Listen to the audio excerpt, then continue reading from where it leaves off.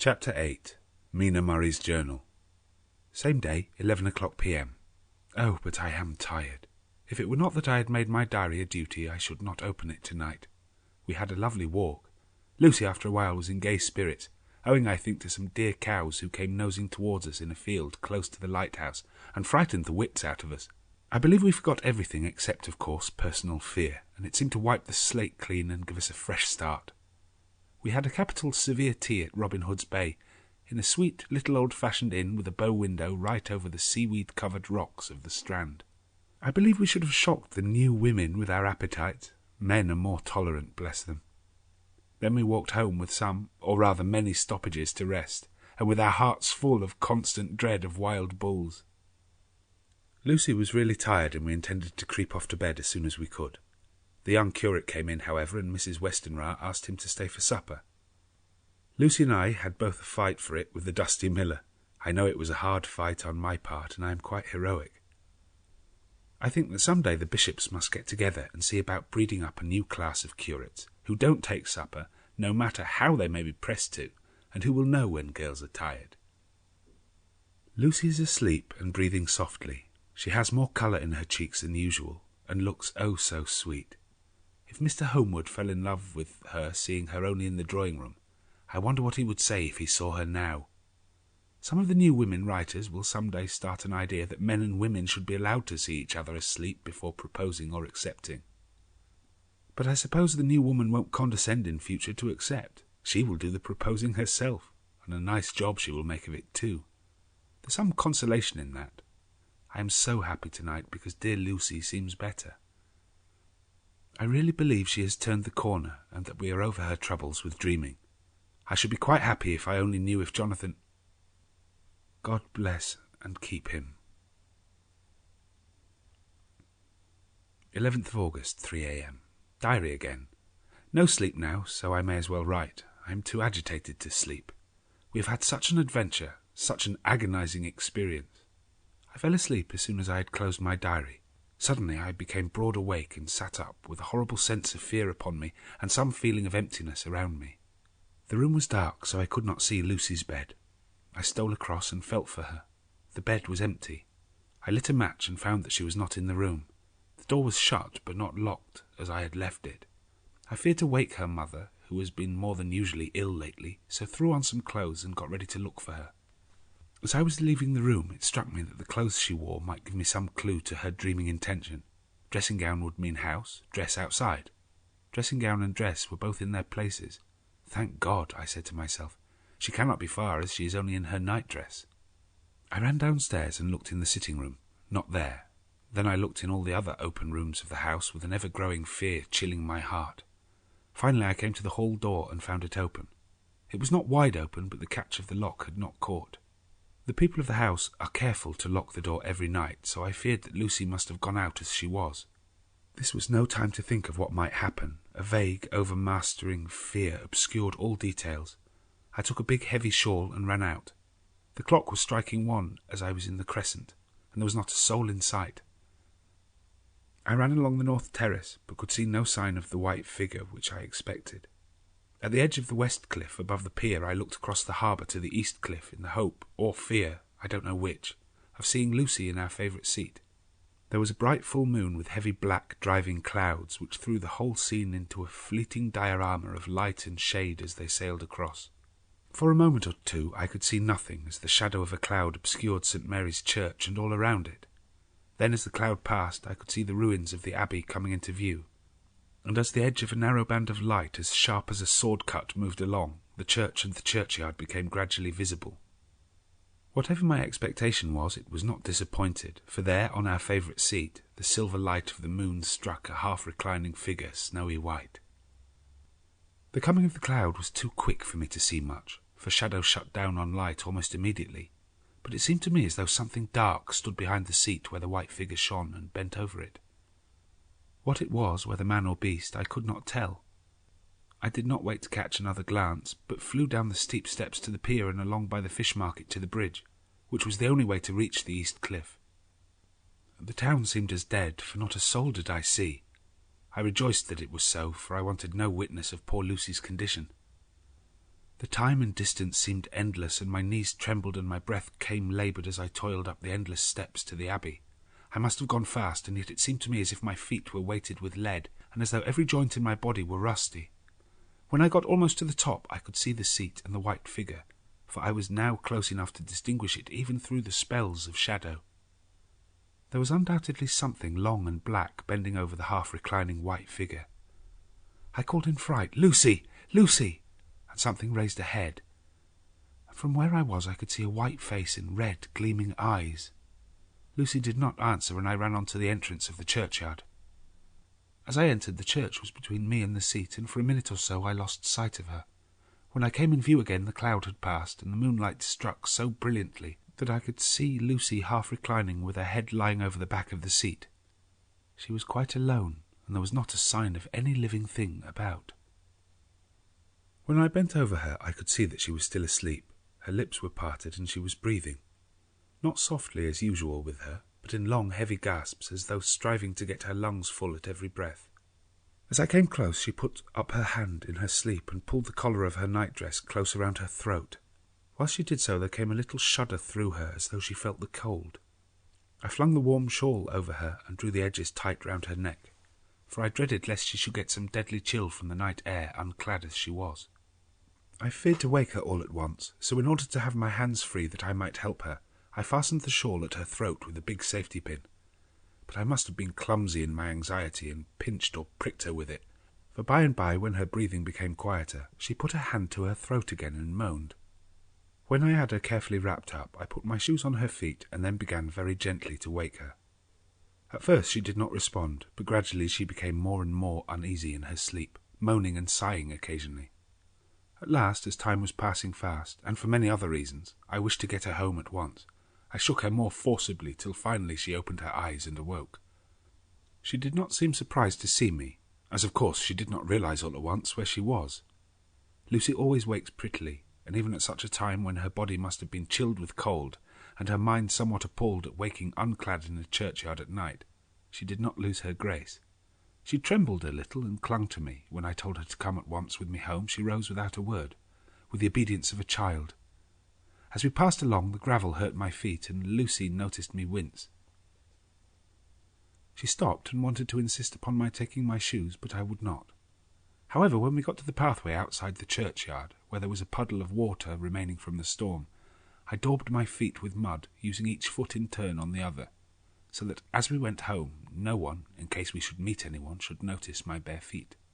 Fortune favoured us, and we got home without meeting a soul. Once we saw a man who seemed not quite sober passing along a street in front of us, but we hid in a door till he had disappeared up an opening such as there are here, steep little closes, or wynds as they call them in Scotland. My heart beat so loud all the time that sometimes I thought I should faint. I was filled with anxiety about Lucy, not only for her health, lest she should suffer from the exposure, but for her reputation in case the story should get wind. When we got in and had washed our feet and had said a prayer of thankfulness together, I tucked her into bed. Before falling asleep she asked, even implored me not to say a word to anyone, even her mother, about her sleepwalking adventure. I hesitated at first to promise, but on thinking of the state of her mother's health, and how the knowledge of such a thing would fret her, and thinking too of how such a story might become distorted, nay, infallibly would, in case it should leak out, I thought it wiser to do so. I hope I did right.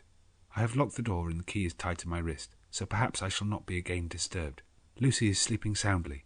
The reflex of the dawn is high and far over the sea. Same day, noon. All goes well. Lucy slept till I woke her, and seemed not to have even changed her side.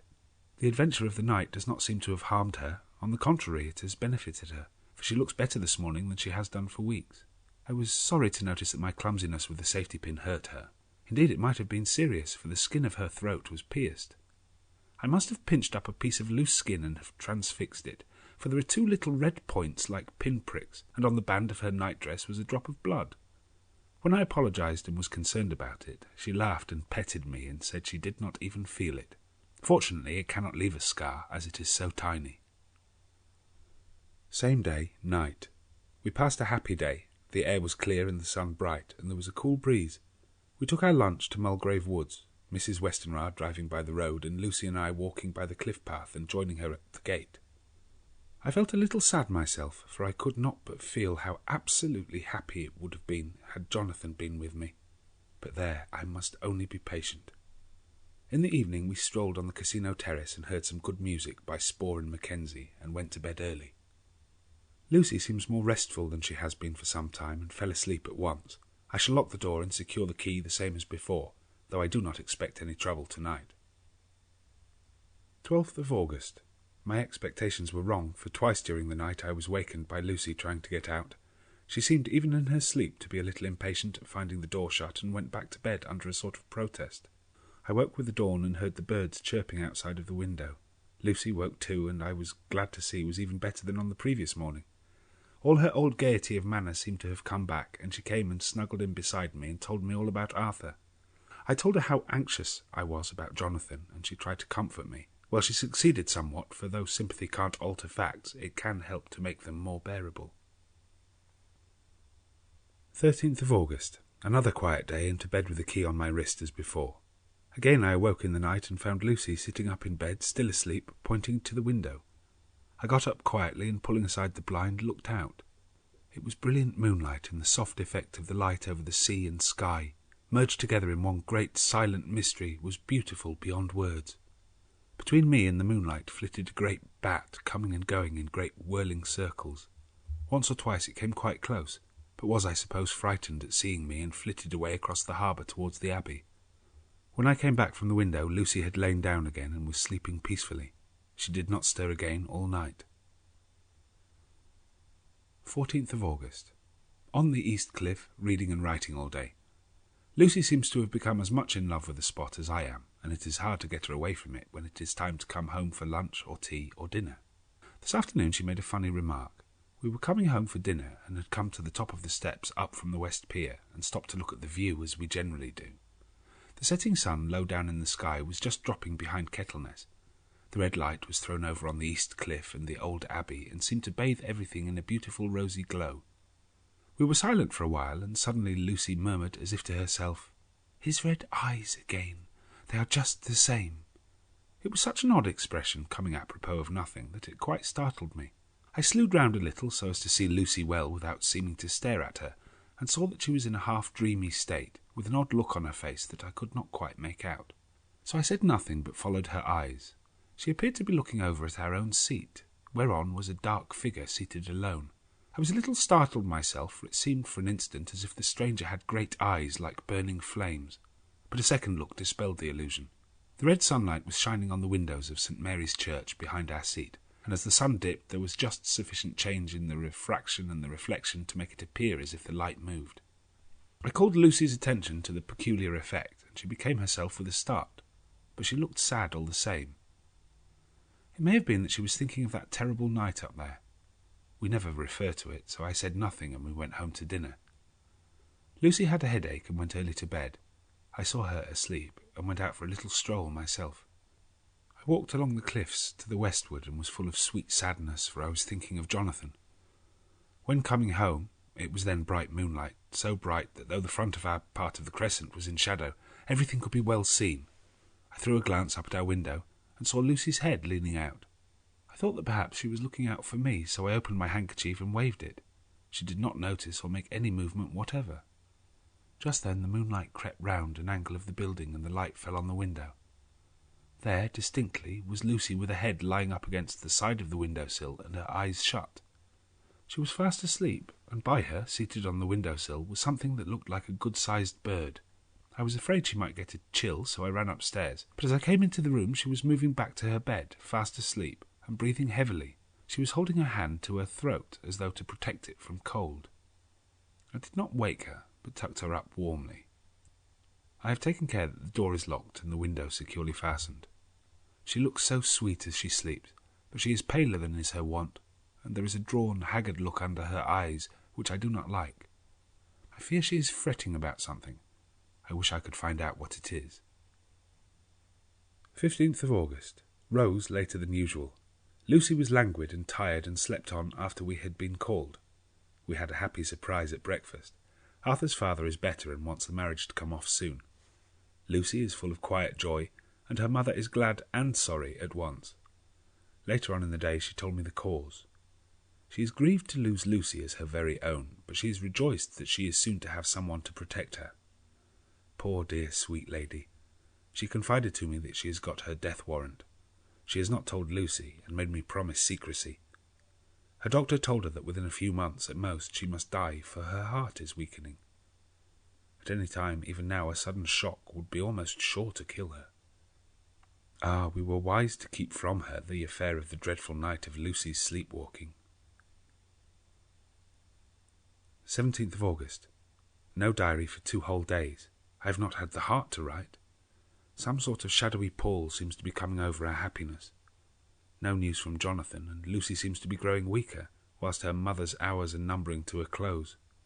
I do not understand Lucy's fading away as she is doing. She eats well and sleeps well and enjoys the fresh air, but all the time the roses in her cheeks are fading, and she gets weaker and more languid day by day. At night I hear her gasping as if for air. I keep the key of our door always fastened to my wrist at night, but she gets up and walks about the room and sits at the open window. Last night I found her leaning out when I woke up, and when I tried to wake her I could not. She was in a faint. When I managed to restore her, she was as weak as water and cried silently between long, painful struggles for breath. When I asked her how she came to be at the window, she shook her head and turned away.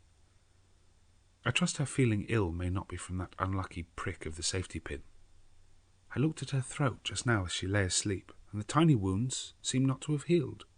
They're still open, and if anything larger than before, and the edges of them are faintly white. They're like 2 little white dots with red centres. Unless they heal within a day or 2, I shall insist on the doctor seeing about them. Letter. Samuel F. Billington and Son, Solicitors, Whitby, to Messrs. Carter, Paterson and Co., London. 17th of August. Dear Sirs, herewith please receive invoice of goods sent by Great Northern Railway. Same are to be delivered at Carfax near Purfleet, immediately on receipt at goods station, King's Cross. The house is at present empty, but enclosed please find keys, all of which are labelled. You will please deposit the boxes, 50 in number, which form the consignment, in the partially ruined building forming part of the house, and marked A on the rough diagram enclosed. Your agent will easily recognise the locality, as it is the ancient chapel of the mansion.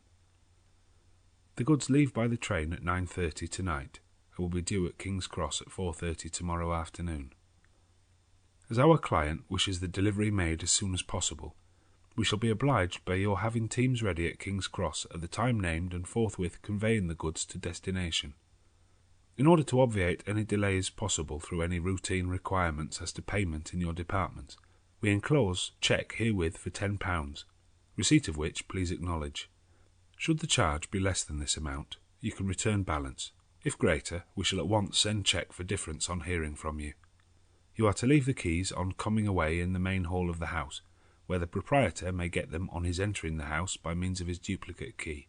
Pray do not take us exceeding the bounds of business courtesy in pressing you in all ways to use the utmost expedition. We are, dear sirs, faithfully yours, Samuel F. Billington and Son. Letter. Messrs. Carter, Paterson and Co., London, to Messrs. Billington and Son, Whitby.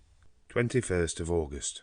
Dear Sirs, we beg to acknowledge £10 received and to return cheque £1, 17 shillings and 9pence, amount of overplus, as shown in receipted account herewith. Goods are delivered in exact accordance with instructions, and keys left in parcel in main hall as directed. We are, dear sirs, yours respectfully, Pro Carter, Paterson and Co. Mina Murray's Journal. 18th of August. I am happy today and write sitting on the seat in the churchyard. Lucy is ever so much better. Last night she slept well all night and did not disturb me once.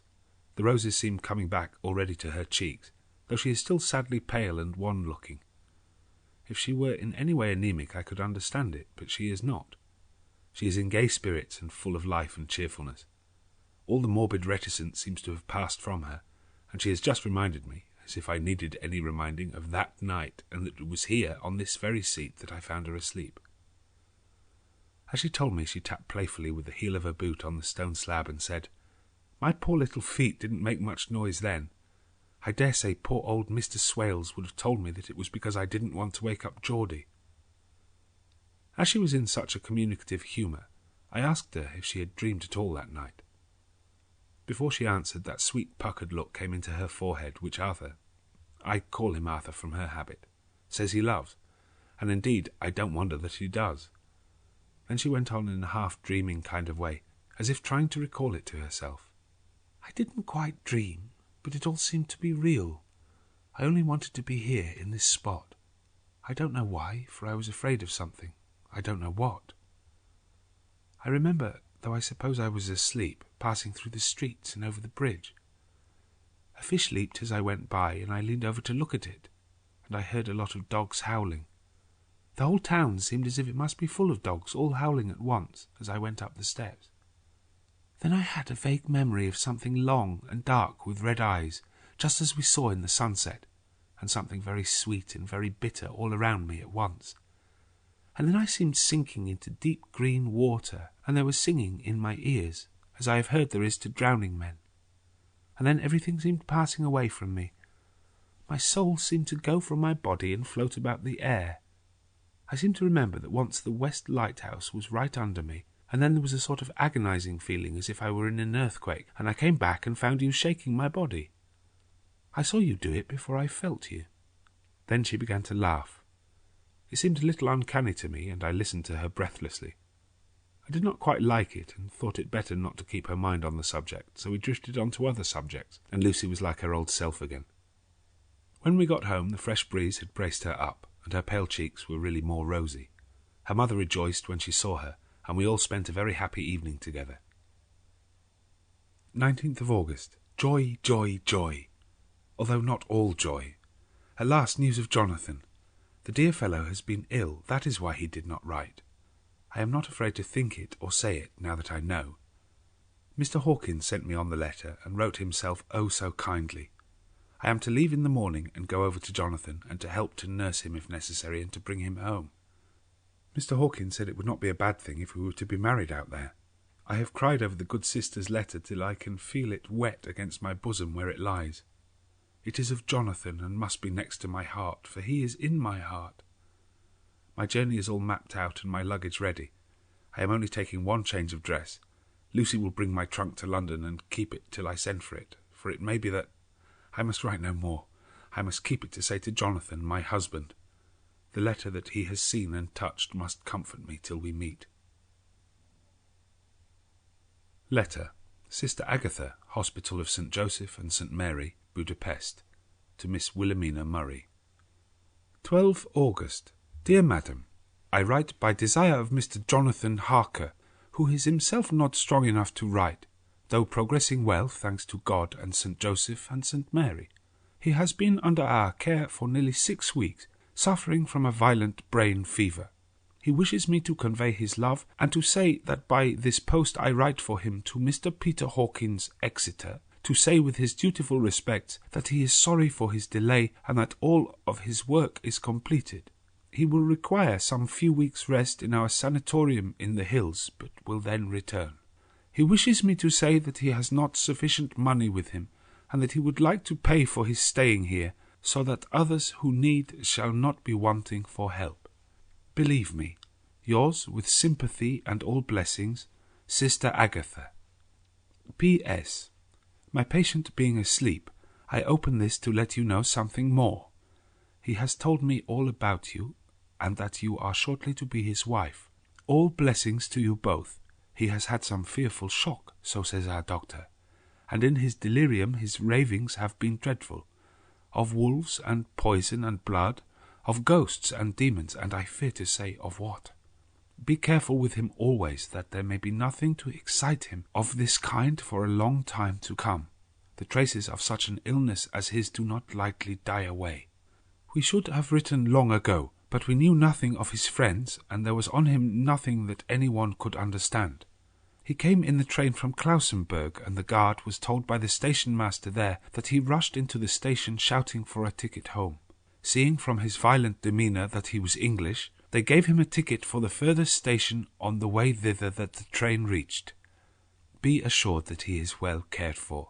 He has won all hearts by his sweetness and gentleness. He is truly getting on well, and I have no doubt will in a few weeks be all himself.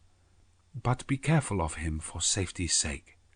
There are, I pray God and St. Joseph and St. Mary, many, many happy years for you both. Dr. Seward's Diary. 19th of August.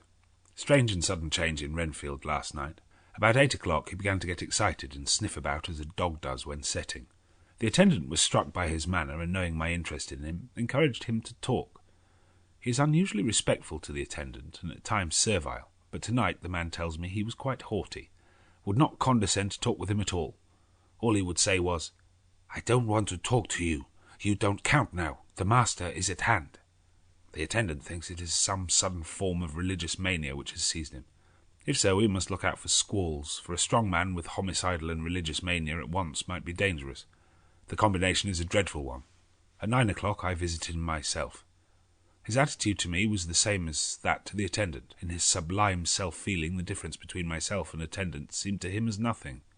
It looks like religious mania, and he will soon think that he himself is God. These infinitesimal distinctions between man and man are too paltry for an omnipotent being. How these madmen give themselves away! The real God taketh heed lest a sparrow fall, but the God created from human vanity sees no difference between an eagle and a sparrow. Oh, if men only knew! For half an hour or more Renfield kept getting excited in greater and greater degree. I did not pretend to be watching him, but I kept strict observance all the same. All at once that shifty look came into his eyes, which we always see when a madman has seized an idea, and with it the shifty movement of the head and back which asylum attendants come to know so well. He became quite quiet, and went and sat on the edge of his bed resignedly, and looked into space with lacklustre eyes. I thought I would find out if his apathy were real or only assumed, and tried to lead him to talk of his pets, a theme which had never failed to excite his attention. At first he made no reply, but at length said testily, "Bother them all. I don't care a pin about them." "What?" I said. "You don't mean to tell me that you don't care about spiders?" Spiders at present are his hobby, and the notebook is filling up with columns of small figures. To this he answered enigmatically, "The bride-maidens rejoice the eyes that wait the coming of the bride, but when the bride draweth nigh, then the maidens shine not to the eyes that are filled." He would not explain himself, but remained obstinately seated on his bed all the time I remained with him. I am weary tonight and low in spirits. I cannot but think of Lucy and how different things might have been. If I don't sleep at once, chloral, the modern Morpheus, C2HCl3OH2O. I must be careful not to let it grow into a habit.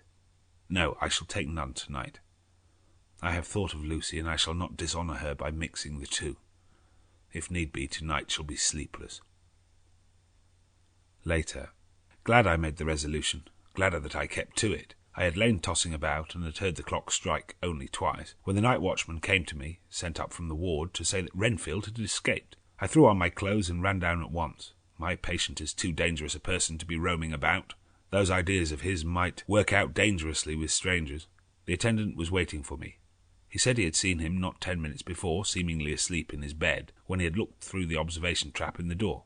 His attention was called by the sound of the window being wrenched out. He ran back and saw his feet disappear through the window, and had at once sent up for me. He was only in his night gear, and cannot be far off. The attendant thought it would be more useful to watch where he should go than to follow him, as he might lose sight of him whilst getting out of the building by the door. He is a bulky man, and couldn't get through the window. I am thin, so with his aid I got out, but feet foremost, and as we were only a few feet above ground, landed unhurt. The attendant told me the patient had gone to the left and had taken a straight line, so I ran as quickly as I could. As I got through the belt of trees, I saw a white figure scale the high wall which separates our grounds from those of the deserted house. I ran back at once, told the watchman to get 3 or 4 men immediately and follow me into the grounds of Carfax, in case our friend might be dangerous. I got a ladder myself, and crossing the wall, dropped down on the other side. I could see Renfield's figure just disappearing behind the angle of the house, so I ran after him. On the far side of the house I found him pressed close against the old iron-bound oak door of the chapel. He was talking, apparently to someone, but I was afraid to go near enough to hear what he was saying, lest I might frighten him and he should run off. Chasing an errant swarm of bees is nothing to following a naked lunatic when the fit of escaping is upon him. After a few minutes, however, I could see that he did not take note of anything around him, so ventured to draw nearer to him. the more so as my men had now crossed the wall and were closing him in. I heard him say, "I am here to do your bidding, master. I am your slave. You will reward me, for I shall be faithful. I have worshipped you long and afar off. Now that you are near, I await your commands, and you will not pass me by, will you, dear master, in your distribution of good things?" He is a selfish old beggar anyhow. He thinks of the loaves and fishes even when he believes he is in a real presence. His manias make a startling combination. When we closed in on him, he fought like a tiger. He is immensely strong, for he was more like a wild beast than a man. I never saw a lunatic in such a paroxysm of rage before, and I hope I shall not again. It is a mercy that we have found out his strength and his danger in good time. With strength and determination like his, he might have done wild work before he was caged. He is safe now, at any rate. Jack Shepherd himself couldn't get free from the strait waistcoat that keeps him restrained, and is chained to the wall in the padded room. His cries are at times awful, but the silences that follow are more deadly still, for he means murder in every turn and movement. Just now he spoke coherent words for the first time. "I shall be patient, master. It is coming, coming, coming." So I took the hint and came to. I was too excited to sleep, but this diary has quieted me, and I feel I shall get some sleep tonight.